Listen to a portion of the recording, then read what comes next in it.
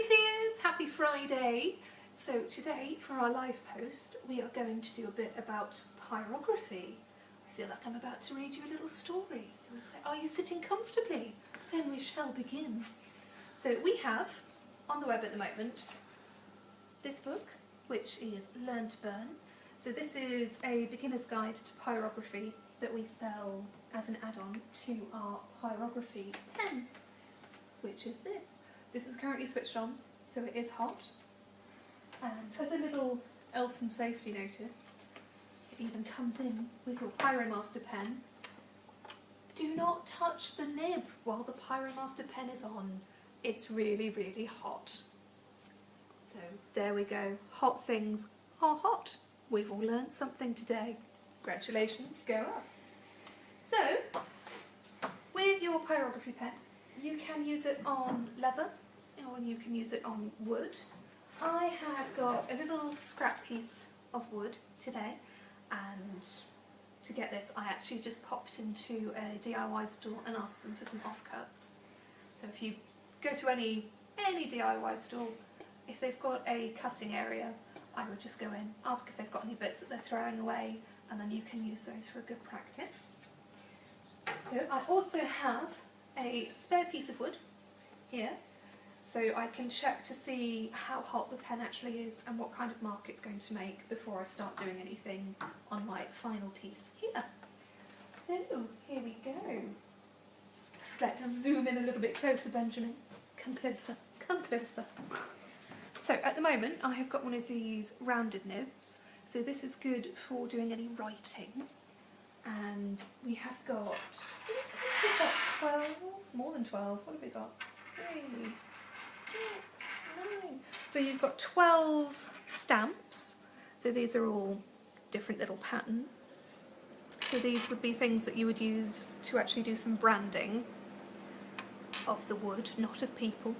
I'll throw that out there quickly. And then you've also got some blade nibs. So you use these for making any fine lines or marks in your final piece. Also got a little flat iron. Now, it does say that you can use this for ironing any seams if you're doing any quilting or anything.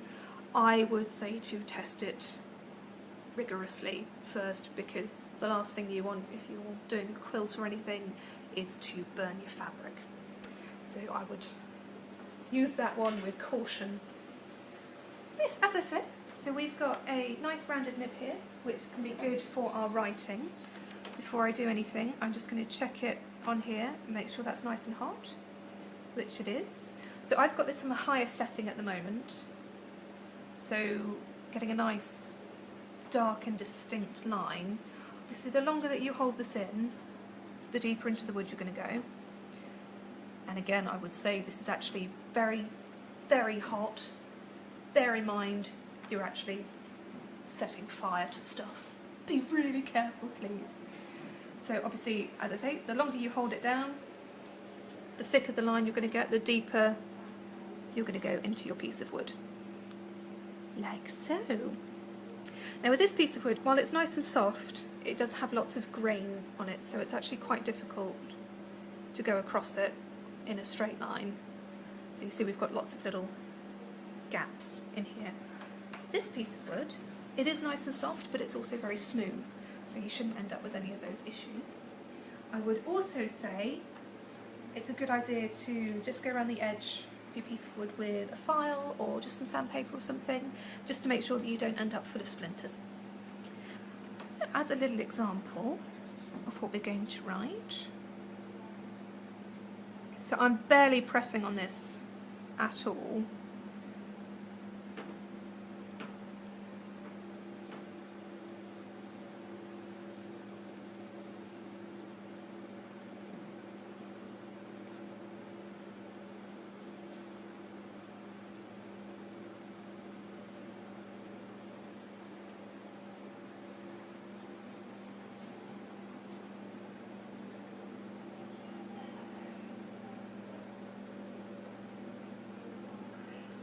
It's as easy as that. So what you can do is, what I would probably recommend you do, is if you start off going quite lightly, and then you can always go back over whatever it is that you're drawing or writing to make it slightly more distinct. I would also say, if you're going to do any kind of pattern, I'd have a pencil and I'd just draw it out first. So, you mark out whatever you want on your piece of wood, and then you've got that you can just follow.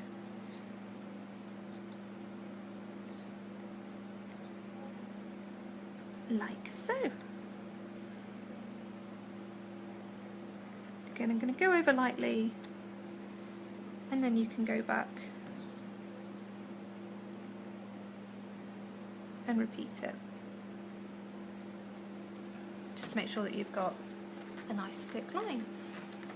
Or again, you can just do it freestyle. Now, always doing this kind of thing makes me think of Lord of the Rings, so I'm going to be really, really nerdy now and do a little bit of this kind of malark.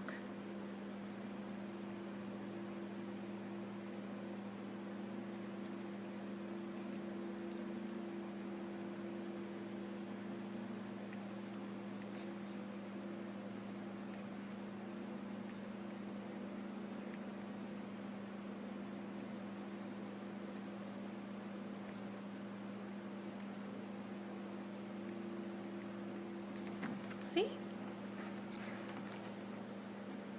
So that's always fun to do. And as I say, if you've got anything that's nice and it's a bit light, you can always just go back over it.